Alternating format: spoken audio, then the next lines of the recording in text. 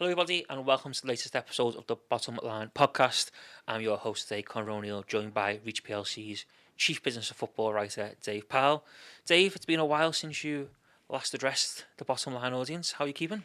Really well, yeah. It's kind of come alive when the football finishes, and then people start doing different things with the stadiums and going on pre-season tours and have PSR problems. But obviously, it's not an issue for Liverpool. But yeah, it's been a while, and there's plenty to kind of go at heading into a new season for Liverpool. I mean, we've just had Taylor Swift got a US tour coming up, and we'll chat around those things today, I'm sure. But yeah, there's a lot of moving parts at the moment to try and keep the numbers rising for the Reds. Yeah, I mean, most people think that's football journalists put their feet up once the season finished.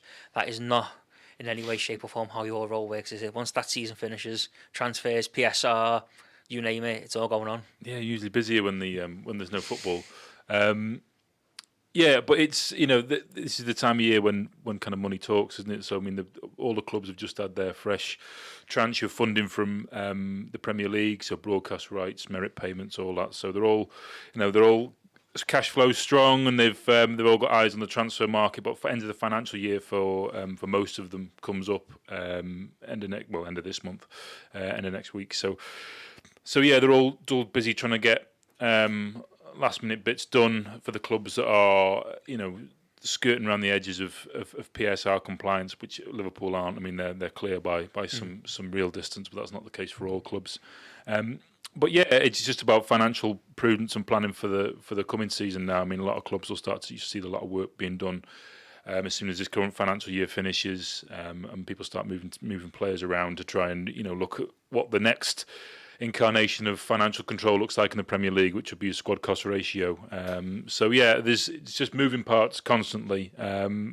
Financial controls of the Premier League, I'm still not entirely sure the Premier League knows what the financial controls are. But yeah, it's our business to try and make sense of it. Yeah, you touched on it there, moving parts. Someone who was moving a lot around Anfield last week was Taylor Swift. Nice As the segue. Taylor Swift juggernaut rolled into Merseyside for 3 nights of, I must say, terrific action. Quite fitting that she was the next person to take the microphone on the Anfield pitch after Jurgen Klopp's departure back in May. But taking away all the razzmatazz and the Swift mania and the cowboy hats and the glitter that we all saw at Anfield over them 3 days last week, what are the real kinds of economics behind a gig like this, or gigs like this for Liverpool? Because obviously, we've seen Anfield before host these events, and Pink is to play there next week, but no one, I don't think, is as big as a superstar right now than Taylor Swift. What are the economics around this for Liverpool as the football club? What's it mean? Well, last summer was.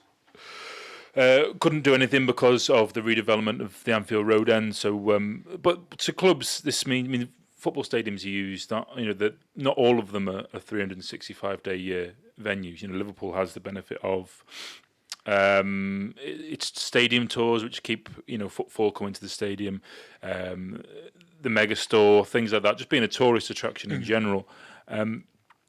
But clubs now, especially as they become more and more aware of financial controls and compliance, and the fact that wages are going up every season. The transfer market's an incredibly costly thing to get involved in a big way. So they have to try and find more and more ways to generate revenue, because ultimately football clubs in the main are loss-making businesses. There's very few owners, say for the Glazers, that take dividends out of football clubs, because half the time there isn't much profit to take. It all lies in the accretive value of what they can bring, and part of that is having a venue which delivers kind of something outside of the football.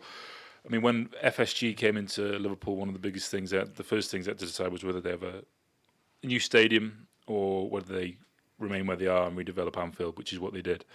And part of the thinking behind that, as well as increasing capacity to aid matchday revenue, it was to try and turn it into a world-class venue to host other things. Obviously, Taylor Swift is, as you mentioned, right now she's the biggest musical artist on the planet. And what it does, it adds an additional revenue stream to clubs. So it's strange how these things work. So what will happen is the event promoter will pay Liverpool a stadium rental fee for the 3 nights. That's agreed upon. Several million, and then over the course of that 3 nights, Liverpool will be entitled to a share of the merchandise, the hospitality, food and beverage sales. They might be able to, depending on the agreement with the promoter, be able to sell premium tickets in hospitality, things like that. So all that is kind of a running total. It's you've got all the bean counters there throughout the 3 days, and it's not until the last person's exited Anfield on that last night that they kind of know the kind of money they're going to be getting. But it's in excess now. It's worth 10 million or so to Liverpool.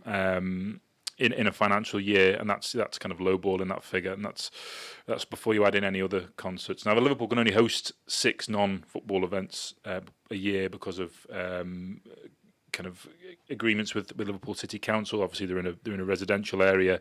Transport links aren't great, which is a few people could testify that. Yeah, and that's going to be the biggest bugbear moving forward, and I'm sure, which is something Liverpool I think will probably try and actively aid. I know Steve Rotherham's talked about in the past, improving transport links to both Anfield and the same type of thing for Everton with the new stadium. That's going to be key to making that a venue which is continues to attract world class artists. But I mean, it's not just the money they earn of an evening either. It opens up Anfield as a venue to possibly kind of demographics that wouldn't have been engaged with Liverpool as a football club. Because if you look at the stadiums that Taylor Swift's performed at in the UK, not in Europe, because she's played at she's playing at the San Siro, obviously. She's played the Bernabeu as well. Yeah, so there is that link there. But in terms of clubs in the UK, there was only Liverpool, which was a domestic football club, which had the stadium, because it was Murrayfield, the Aviva Stadium, Wembley, Millennium Stadium. Well, the Principalities is not called. So yeah, there's that, and that's what that is. So Anfield is it's the only one there with kind of iconic status, really, isn't it? I mean, obviously Wembley is, but it's not. It's the national stadium. It's our national arena for all sorts of huge concerts. But Anfield will be seen as a venue. I mean, to people watching the US and things like that who were big Taylor Swift fans. I mean, that it forms that direct link from kind of Taylor Swift to Anfield. I mean, I'm sure they tried as they might. I didn't see any images of it, but I'm sure they tried as they might to try and get Taylor Swift to wear a Liverpool shirt when she was up on stage. But it's that's kind of marketing gold, that is. But yeah, I mean, to try and turn these things into clubs now are trying to jostle for position to give them cultural relevance globally, and there's no better way of doing that than kind of getting the biggest people on the planet to come and play at your home stadium, and you've got the branding, and people will be more aware of Anfield who maybe weren't previously, which opens up lines to merchandising revenue. And some people just like being casual fans. They don't. Some people are will get engaged in the purchasing of merchandise without actually being particularly interested in the football, as kind of absurd as that sounds. But all these things as a marketing tool, it's hugely beneficial. And obviously, this is probably a thing that is here to stay, isn't it? And you would suspect that maybe further down the line, Liverpool might look to get more than 6 dates a summer in, because if they can attract big stars like Taylor Swift, there's no reason why they couldn't do 10 with 3 or 4 different artists. I'm sure they'd love to, because I mean, FSG have what they did around Fenway Park, because obviously that's a built-up area as well. They built the MGM Music Hall, which is kind of a 6,000-seater music venue. Now that's in use all year round, because it's a defined arena, music arena. So they obviously see the value in the live event and how you can monetize that, but also have those close ties with your sporting teams, which they have in Boston with the MGM Arena, and then obviously you can use Anfield as a concert venue. So it's just another way to try and eke more value and more revenue out of what you already have. I mean, they would love to have 10, 15 throughout the summer, but logistics of hosting events anyway, are kind of prohibitive. But I'm sure they'd love to have more than the 6. I know there's been some discussions about that in the past, but there's some some things hurdles left to clear. But yeah, I think if transport links improved, I think they'd probably make a better case for it. But if you have more than that, and too much of the traffic disruption that already exists, that residents have to put up with in the area on match days anyway. When you start factoring in more and more of that, you become kind of a noisy neighbour as opposed to, like a beloved neighbour. So there's those things to take into account, which is why I think Liverpool will just look to really maximise who they bring in now. Now they've got Taylor Swift. I mean, there's not many bigger, so I think they've kind of built with all due respect to previous artists. I mean, take that and things like that. I mean, there's no comparison in type of people you can draw in, and the merchandise opportunities, because obviously the megastore was turned into a Taylor Swift megastore, and of that, Liverpool will be entitled to a portion of the merchandise and sales. Now, if you can get a star who is able to sell merchandise at that kind of level, I don't think there'll be a star who will be able to sell merchandise at that, no, that level maybe ever not, again. maybe not. But you know, that's the kind of bar they've set themselves now, and they'll know the value of it. Now, she's not going to be touring every year, but if you were to get, I don't know, Harry Styles or something like that, I don't know. It's those type of things might work, but that's where the real ability to raise the revenue lies, because clubs now have to try and find in myriad ways to make money outside of match day revenue and commercial sales, because there's only so much that they can find themselves to do. I think just on this as well, is it worth highlighting, does this further highlight, about maybe the exception of Tottenham, because they've played host to some big gigs, Beyonce and the Spice Girls and stuff played there last year. But you look at like Man United, for instance, up the road, they've got the biggest stadium in the Northwest, but no one wants to go there because it's fallen down. Does this highlight how far Liverpool are ahead of some of their rivals in terms of these commercial opportunities and what they're doing off the pitch? Perhaps not on the pitch, but off the pitch, Liverpool look streets ahead, ahead of most clubs. Definitely, I think the United is, everyone uses it as the example, but it's the best example, because what it should really be the focal point. The focal point, it's Manchester. It's got great transport links. It is a venue of size and scale, but it's dilapidated. It's tired. It's old. I mean, the rain falling through the roof. Can you imagine if that occurs during concerts and things? It's become they've become a meme almost of themselves. So that's something which, I mean, they've got minority ownership there through Jim Ratcliffe, which they want to address. But the issue around that is that they're doing it behind everyone else. So interest rates are high. So it's the cost of building a stadium. When Tottenham did it, was already almost cost prohibitive, what Daniel Levy said at the time. But they pushed ahead and did it. But to do it now, they said they wouldn't have done it now, given the kind of financial pressures. But to them, that is that will give them the ability to be a competitive force for the next 15, 20, 25 years. United are going to have to spend a considerable amount, which will impact other areas of the business, to try and get to that level. But all other clubs have already reached it. So, the Liverpool plan when they came in, I mean, when was the main stand finished? 2016, 2017. That was hugely beneficial.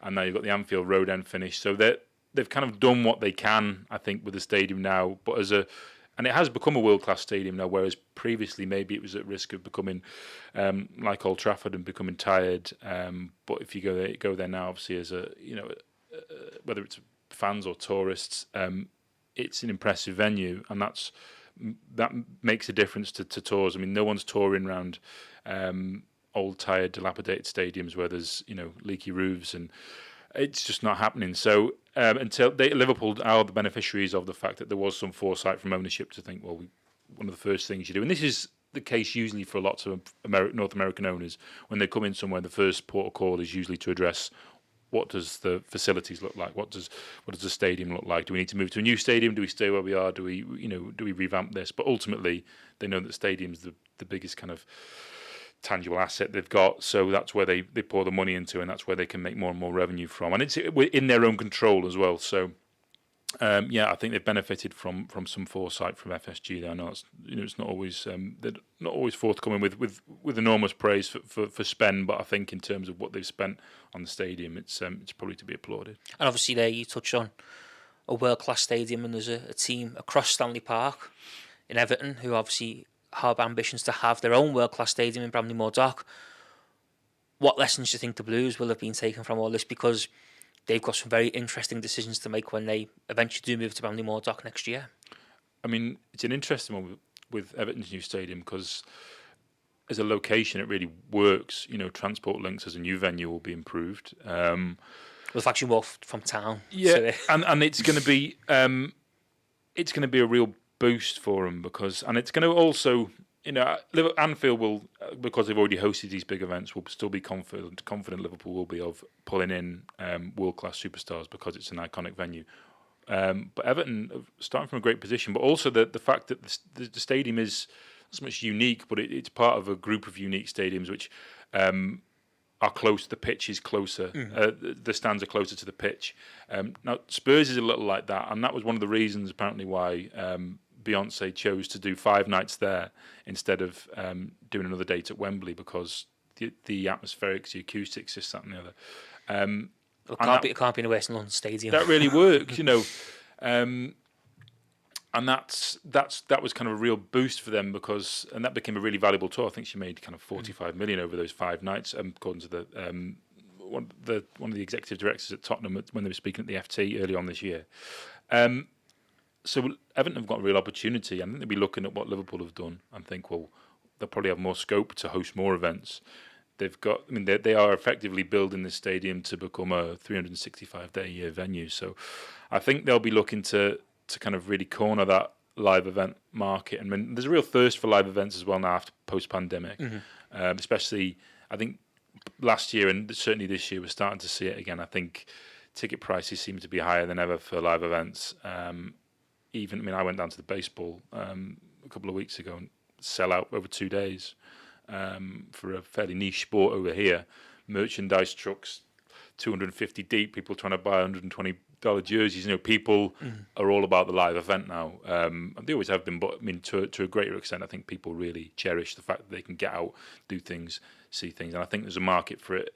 I don't think this town ain't big enough for the both of us. I think it's there's enough to go around, and I think it'll aid Liverpool on the whole as being kind of really culturally vibrant, which it already is, but and really musically relevant as it always has been, but into a new era. Yeah, and I think as well, it's obviously worth putting out, isn't it? With the exception of probably Paul McCartney, who plays in Manchester in December, a lot of the big artists now seem to prefer outdoor summer concerts than the indoor arenas that we perhaps used to see in terms of the Echo Arena, well, the M&S Bank Arena, the AO Arena in Manchester, Wembley Arena, O2. The big stars now, they're playing outdoors in the summer. They do so many indoor arena tours, but it's also worth mentioning that when you go to indoor arenas, they tend to seem like huge and they're jam packed, and you kind of think, wow. But in reality, there's less people there. Yeah. So it's more financially beneficial for the artists to sell out a kind of stadium tours. But there's only a select group of artists really that can do a full on tour full of stadiums, and obviously Taylor Swift is definitely one of those. Arena tours, they valuable obviously, but I think more and more artists now are seeing the value in. I can maybe shave a few dates off if I do, if I'm able to do stadium tour. And now more and more sports teams have the ability to host at scale big events like that. Then it's I think there's more option for artists, which means there's more options for football clubs to earn money. Well, just days after Taylor Mania, we heard yesterday afternoon from Arne Slot, his first interview since becoming Liverpool's new head coach, not manager, of course. And it was quite interesting that during that interview, Red's upcoming US pre-season tour was referenced as obviously the first time we will see Slot's men in action. It's 3 games in Pittsburgh, Columbia and Philadelphia, and it's a return, Dave, to the US for the first time in 5 years. Yeah, and it's so important. Of the top 6 clubs, I think there's only Spurs who are not going to the US this summer, and that's because they're going to Asia. Obviously, they've got huge pull in Asia because of Son, and that's so they're going there. I think they're going back to the US again next year, but it's all eyes on the US now. All the amount of North American capital that's flowed into English football in the past 5 years is extraordinary, and it's only going to continue. It is a market which has now come online in a huge way. Previously, we look back to USA '94, and after that there was the advent of the MLS, and I think everyone thought this is the time when it's really going to explode. That's 30 years ago now, USA '94, and it's not. It took a long time, even throughout the 2000s, early 2010s. Beckham went out there, but it still wasn't cutting through like it should do. There's so much competition over there. You've got the NBA, the NFL, baseball, the NHL. So the MLS was a distant, following those teams. But now it's really come online. I mean, the Premier League international broadcasting deal is worth $5 billion. Of that $5 billion, the US market's worth $2 billion. And given the fact Premier League broadcast rights have, in real terms, although the price point looks like it's gone up, it's over 4 years and they've given away more games. So actually it's stagnated. And in real terms per game, it's diminished slightly in terms of value per game. But international rights are going to carry on doing that, and largely buoyed by the interest there is in the US. They're a less... because you're appealing to a kind of a generation of fans that have just kind of come into this without all the traditional baggage that we may have as English football fans. We do it through, family ties. Our support is usually generational. It's because of, Your dad supports them. Yeah, so that's the same for mine. That's the tale for so many. But there is less of that in the US, which means that people kind of want to be... has to be something compelling to give them, to get them on board as a fan. So if you look at the way we consume North American sport, of the people I know who either are NFL fans, NBA fans, MLB fans, they follow a team because they've either been on holiday there or they like the narrative of a certain place. So I'm a big basketball fan, but I follow the New York Knicks, and I'll buy Knicks merchandise. I subscribe to NBA TV and to watch the Knicks games. So I'm kind of what the English clubs are trying to kind of replicate in the US. They want casual Liverpool fans who will buy merchandise and become... I don't want to use the word customers because they're not customers, they're fans. But I mean, you want them to be spending, have disposable income and spend on merchandise throughout a lifetime of support, which means that that they become a revenue stream for you that you've added, and that's what all clubs are jostling for now, because the US is a huge nation with disposable income, sports mad. They have the ability to, pay big money for broadcast deals to. They have the infrastructure to support another major league, which they are doing, the MLS. The MLS is growing, but growing quicker than the MLS is the women's game over there, the NWSL. So that could be on course to eventually overtake what the MLS does. So that means that clubs over here are thinking, how do we project our women's team in the US? Because that's a huge opportunity. So Wrexham are taking their women's team as well as the men's team over for their summer tour of, I think they do the West Coast.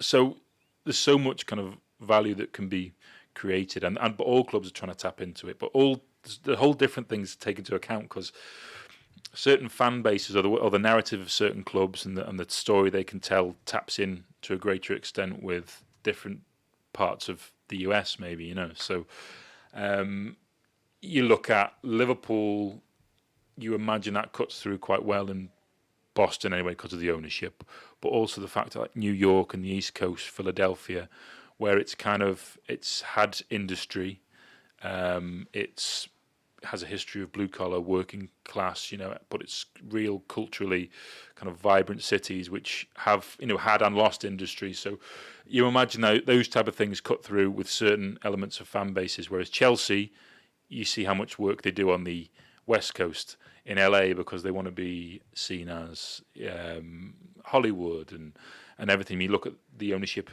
group they have there. Todd Bowley is part owner of the LA Dodgers, and they're very much kind of looking towards that kind of Los Angeles, that West Coast market. Whereas I think Liverpool looking towards Middle America, towards the East Coast, and I think clubs are starting to target where they can get wins. So there's so much to consider, but the actual value proposition of what they can offer is enormous. And I think over time, certainly with the World Cup in the US in 2026, there's we're in a moment in time now where there is going to be a huge amount of interest and a chance to kind of win hearts and minds in the US, and that in turn will create value for clubs. But it's not an easy sell. Just on that, obviously the North America 2026 World Cup, 2 years away. How big is that going to be, and how vital is it that, I think you touched on it there, but how vital that Liverpool already have a presence in that part of the world for when the balls was rolling into 2026? Oh, it's huge. I mean, the last time they did it, they were doing it to try and was it the early stages of trying to move away from the New York Cosmos era of, when it was boom and bust and there were teams that appeared and they disappeared and they play superstars. It was just crazy, So you'd have guys going over there to play indoor soccer and the teams would be defunct in about 3 years. It was to try and legitimize the sport over there. But what did work was the MLS was created on the back of that in '95, and that created a kind of a springboard for the game moving forward over there. But this now is different because there is an audience they know which is bang into this, and there is the Premier League is huge, but also they're facing competition from. The MLS wants to be a huge league in the future. That's why they did that deal effectively to bring Lionel Messi there with Apple. So that was all. Messi had an element of revenue share from the Apple TV deal. That was how much they wanted to kind of have him over there to bring eyes and eyeballs on it at a crucial time. So there's that. But they've also, you're going to have games across the country, but they're in competition with the likes of Saudi to try and who will have a World Cup a few years after, who will see that as a golden chance. They'll throw everything at that to make that this is where we are now, which is why the Saudi Pro League is starting to build and build and build. By the time the World Cup comes, they want it to be reaching a crescendo. Is it 2030? Is that the World Cup mark for Saudi? Yeah. So, and then you've got the US this time around, and obviously there's going to be so much interest, so much North American money already exists within English football and European football. You're going to have this. People are going to be willing to spend, and they're all. You're going to have games in all the major cities across the country, and it's also going to have touch points in Canada, Mexico. The Liga MX is actually the most watched league in America because of the large kind of Hispanic community that exists there. So there's the opportunity to now they're trying to hammer home an advantage that they have as opposed to trying to build a foundation. This is them trying to take it to the next level to grow the league, and I think it's going to be intriguing to see how they kind of activate around the World Cup because the Qatar one. That was part of a marketing strategy to raise the profile of a nation and what they were doing. Has it worked? Well, I don't know. Saudi's kind of there's the Saudi shadow now, aren't they? Because the Saudi Pro League really kicked on from there, and Qatar spent so much money on that tournament. But a lot of the narrative around it was obviously the human rights violations. But this is kind of the US's chance to really take centre stage for something. That they haven't done for a good while, and it's going to be at a time when soccer is enormously valuable to them. So I think they'll be putting on a huge show, and I think clubs, the biggest clubs in England, and I think Liverpool will be at the forefront of that. Will be trying to tap into that as much as possible. I'd be shocked if not every club goes to the US next summer in 2025 because it's their last real shot of getting that American market before 2026 because no one will be going there then because the World Cup. The World Cup and no one's going to have no one's really going to have the space to try and do that. So I think next year everyone will be going to be doing it. So everyone's starting this year into next year. And obviously just on this tour, I think it's quite interesting as well, isn't it? Because obviously there's people of certain age will probably remember pre-season friendlies used to consist of Liverpool, Everton playing, Tranmere and Chester and Wrexham and a few of the local sides and. There was always teams in the division below them, and they might play the odd foreign team. But it was all. Now you look at it, Liverpool are going to play Manchester United. They're going to play Arsenal. There's I think Chelsea are playing a couple of other Premier League teams over there. Now all that's out the window, isn't it? Because it's all about revenue. And it's all about maximising every opportunity you can get. Furthest I went with Chester on a pre-season tour was at the Isle of Man. In the 90s. So yeah, it's I've got mates now who go into the Liverpool tour and this summer they can't wait. They're ticking off a load of new cities. But yeah, they are big business, these games. But the fact they're playing like Manchester, because obviously Manchester United would traditionally be a Premier League fixture, or maybe a cup clash, Europa clash if they both go into both competition along the lines. The fact they're going to play each other in pre-season. I think in an ideal world they don't want to play each other. Yeah, I really don't. But they know the value that they bring each other. So. With all due respect to some of the teams that go there, they're trying to get bums on seats for big events and some of these stadiums they play at. some of the collegiate stadiums in the US are 125,000 capacity. I think there's one where it was United played Real Madrid a few years ago, and it was 125,000 crazy, of one of the games. Absolutely wild. So they want to try and make these games, because they haven't got access to competitive games yet.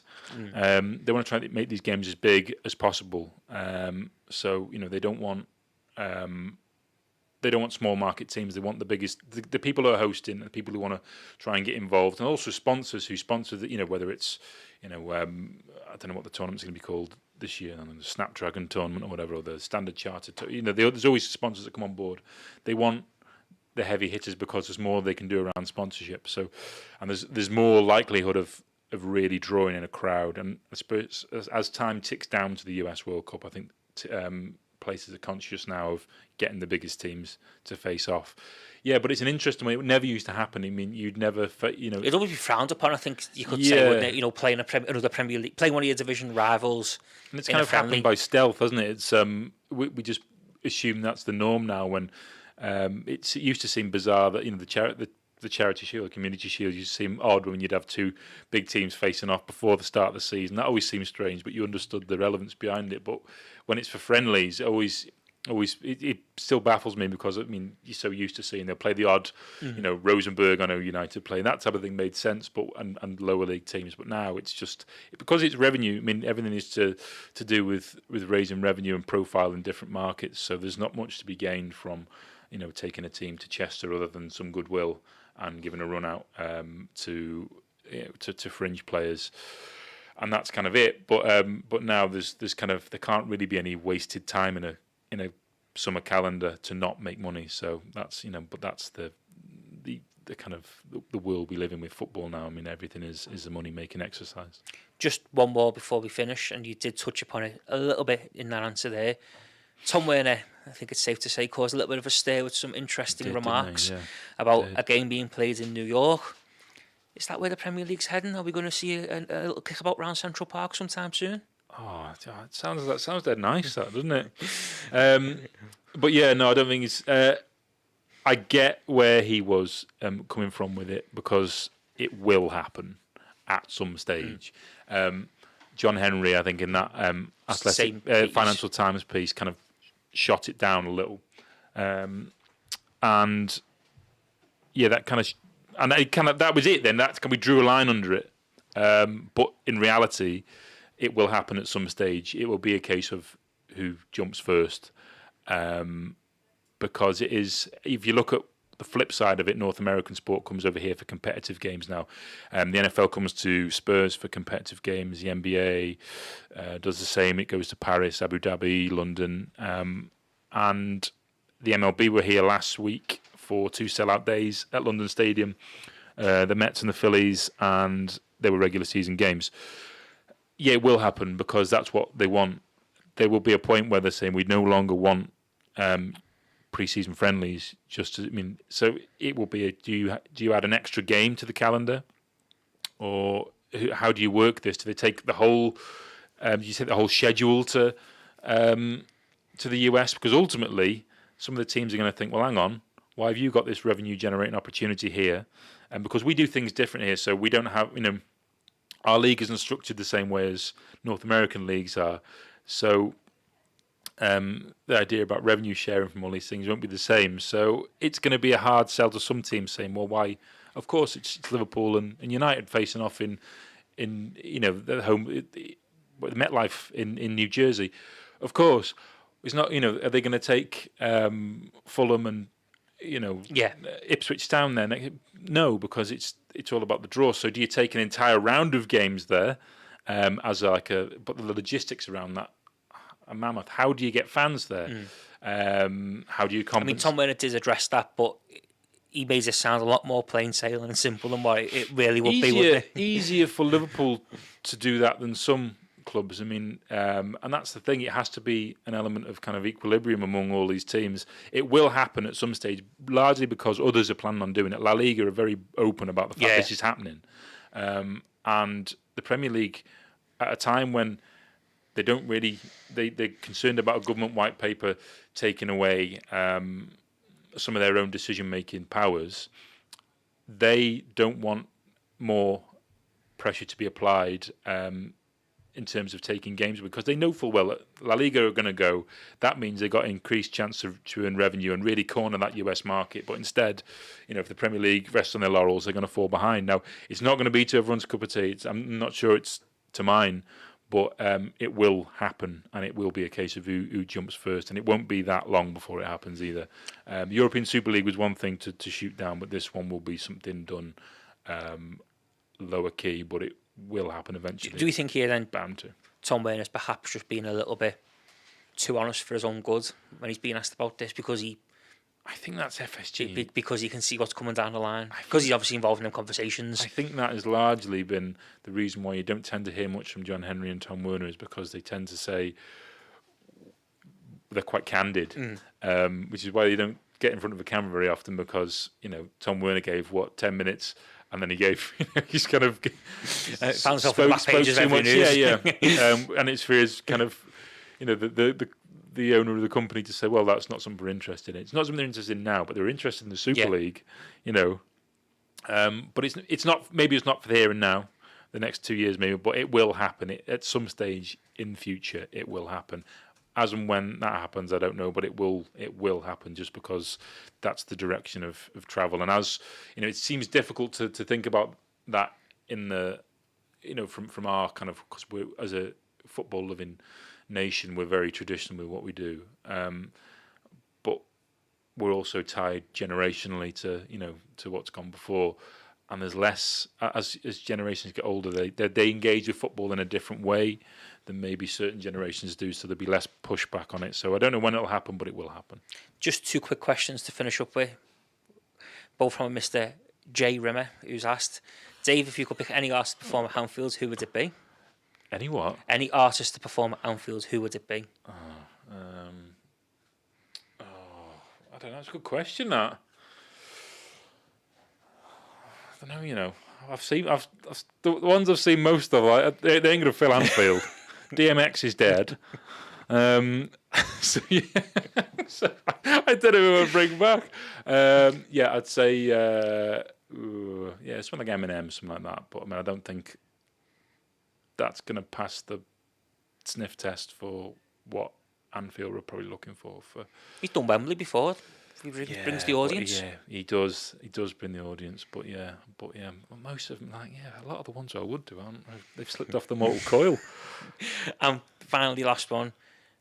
Would it make sense for Liverpool to play a brackets huge club Wrexham in the US? It makes more sense than play Chester in my eyes, but there's no huge club Wrexham that exists as a. I'm gonna get myself in trouble here. Yes, I think it probably does, minus the huge club thing, because Chelsea have kind of cornered that already. And I don't know how much more value it brings. People already know. I mean, Chelsea and Wrexham are probably the only two clubs who've created a pre-season rivalry, a pre-season friendly rivalry. And it's a bit of a mad one. But I mean, have Chelsea benefited greatly from that so far? I don't know. The Wrexham thing is compelling for the here and now, and what they've done is remarkable, really. I mean, I went to the US in March and saw people talk about, and that's a genuine thing. You say you're from the UK. They are something people talk about. It's not a. No one's bothered. They talk about. They watch it. They watch Ted Lasso. So that's the amount of people that watch Ted Lasso. US people who weren't particularly into football. They watched it because they like Jason Sudeikis. But then they became more culturally aware of football. But now they love. I mean, it works. I'm not too sure whether it would add the value Liverpool particularly crave, and also it involves the logistics. Likely, it's usually going to be. They go West Coast because that's where it's Hollywood ownership, and Liverpool have tended to. I mean, the logistics, time-wise, you have to take even to factor in whole different time zone for going to the West Coast as well, and they already did this thing called tour time, Liverpool. So the players operate on a different time zone to everyone else. So it's a bizarre thing. So there's loads. I don't think it's something which would be compelling from in the here and now, but I get the point. But they're much better off just going to Diva having a kick about with Callum and the lads. Give us some coin. I think we will leave things there unless you've got any closing remarks, Dave. Anything else you want to add? No, there's the Bottom Line newsletter, which you can subscribe to via the link here, and which is a Substack. It's a weekly business of football post looking at kind of the issues around football finance in the UK. Some exclusive, some interesting interviews, insights. So that's you can subscribe to that from the link in the for this podcast. And before we finish, it would only be right to give our sponsor, NordVPN, a shout out for their continued support of all podcasts on the Blood Red channel here at the Liverpool Echo. But Dave, thank you very much for joining me. It's been a blast. Thanks for hosting, Connor. Appreciate it.